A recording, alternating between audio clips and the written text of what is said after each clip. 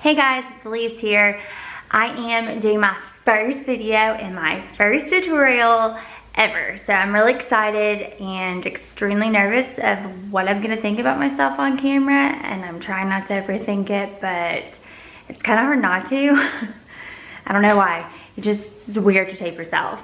But a lot of my friends, getting back to my main point, actually have asked me how I redo furniture, so I got a piece tonight and was thinking, this is perfect timing for me to actually show a video on how I redo my furniture within my home. So I like nice pieces, but can't always afford them. So I'm like, I'll take what I have and I'll redo it, put it in the color I actually really want, or what I'm seeking in my color scheme in my home. So what I first do, my very first step, looking for. So before I redo anything in our house or any furniture, I always spray it with this. You can get it at Lowe's. And all you want to do is clean the entire surface with it first. It gets rid of any grease, hairspray, anything that's ever been near the desk that could have caused it to leave any type of grease stain that you need to remove before applying any type of paint to it. And then I take a wet cloth and I'm going to remove that, and then I'm going to dry it like so. Hey guys, this is Elise back here with tutorial part 2 to redoing your furniture. Oh, don't mind, just my dog in the background. No big deal. Anyways, it's kind of a little cold out, so I've got a little bit of layers on, but I'm here to show you guys how to do the second part of redoing your furniture. So I'm gonna tell you what I got from Lowe's. It's shellac, and this is what I use as a sealer to go over the furniture before I put on my chalk paint.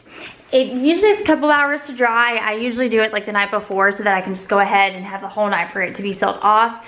You can do 1 to 2 coatings if you want to. It's really up to you, but this has worked out the best for me because the way furniture is made in different countries and different places, and people, use different type of things to clean their furniture, you can honestly get something that causes the paint to separate, the chalk paint, and then you're gonna have to go back and sand it, and then you're gonna have to use the shellac to make sure that you've gotten every kind of thing off of it as a barrier before putting on your chalk paint. So now that I have my dog Jet as my helper, doesn't he seem like he's gonna help a lot, you guys?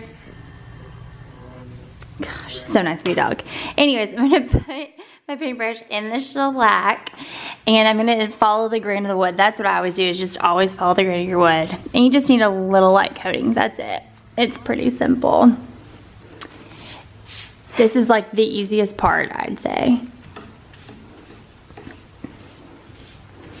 Alright, so I'll be back soon with the next tutorial to this video. Alright, see you soon, guys. Hey guys, it's Elise. I'm back with my third tutorial on how to redo your furniture.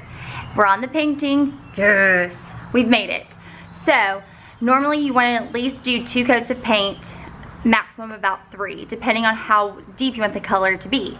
For me, I choose at least, I usually do only 2 to be honest.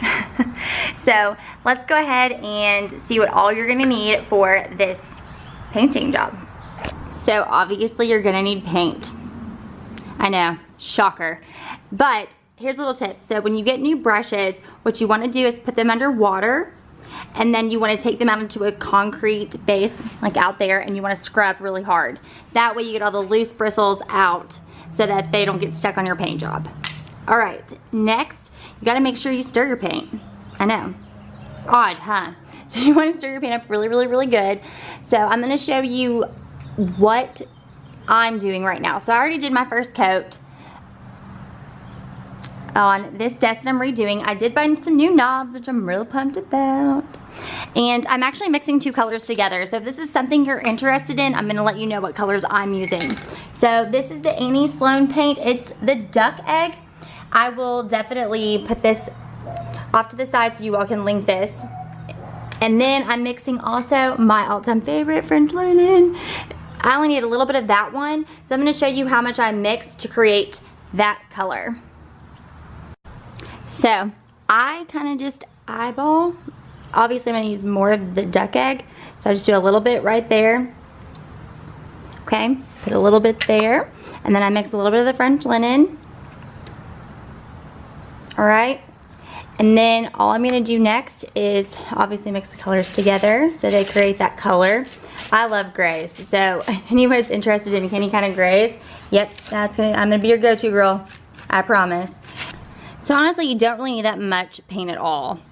To be completely honest, it's not gonna take that much. With Annie Sloan paint, a little bit goes a long way, and that's one thing that I will tell you.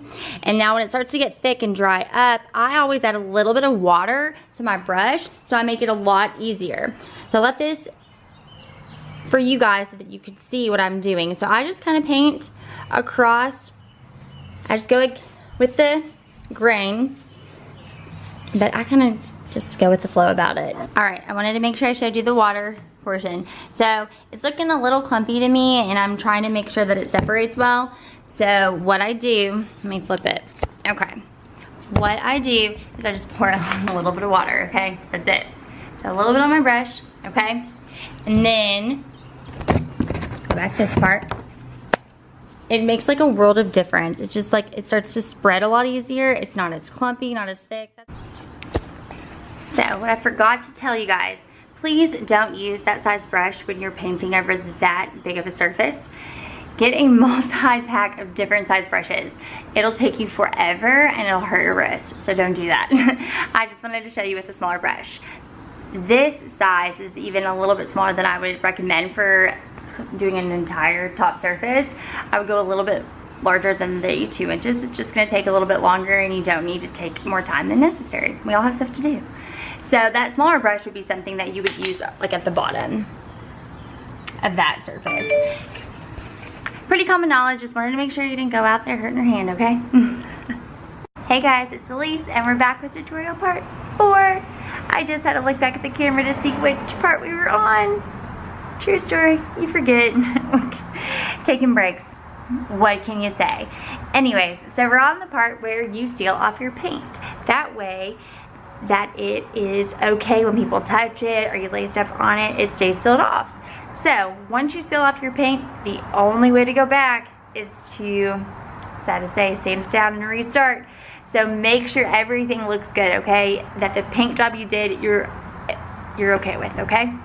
So there's 2 options with Annie Sloan. You've got the clear wax and the dark wax. The dark wax will make your furniture obviously look darker.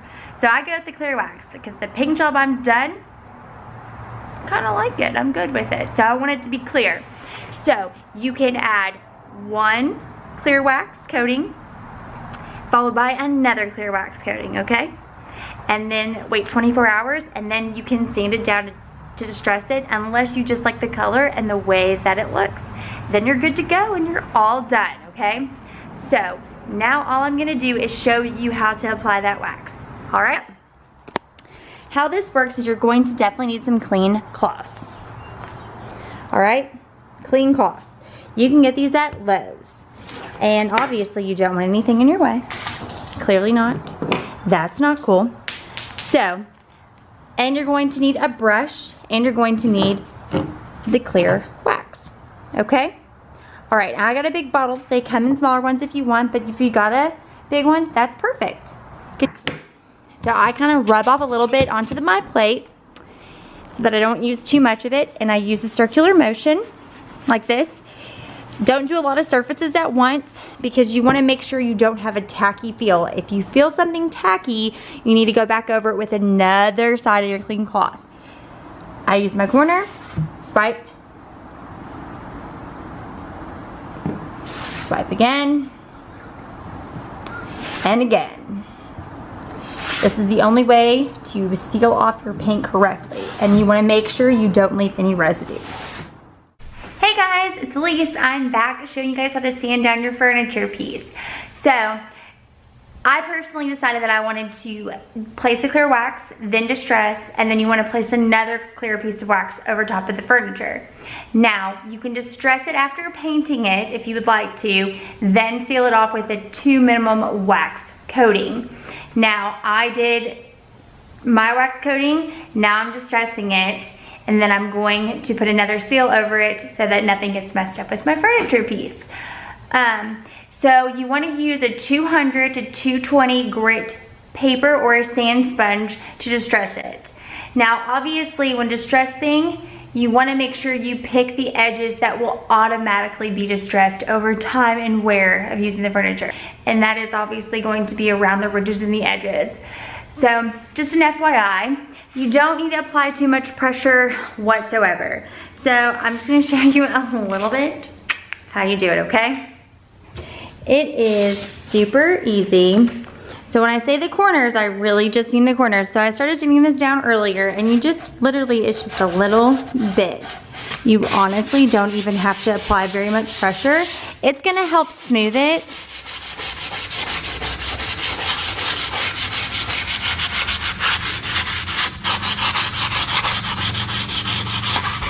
If you want to apply extra pressure, that is okay. It will make it a little bit smoother and even a little shinier. So it's up to you guys how you want your piece to look. This is about you and being creative. So you can kind of see the ridges here. That's a little bit more distressed. If I want to, you know, give this a little bit more, I can. And do the same thing over here on the top. So it really just depends on you. Obviously the longer you sand it down, the more distressed feel it will give. And don't be afraid, you know? Don't be afraid at all. Make it how you see it being. So after this, I'm going to seal it down after I distress it, and I'm going to show you guys the final product that I will have tomorrow.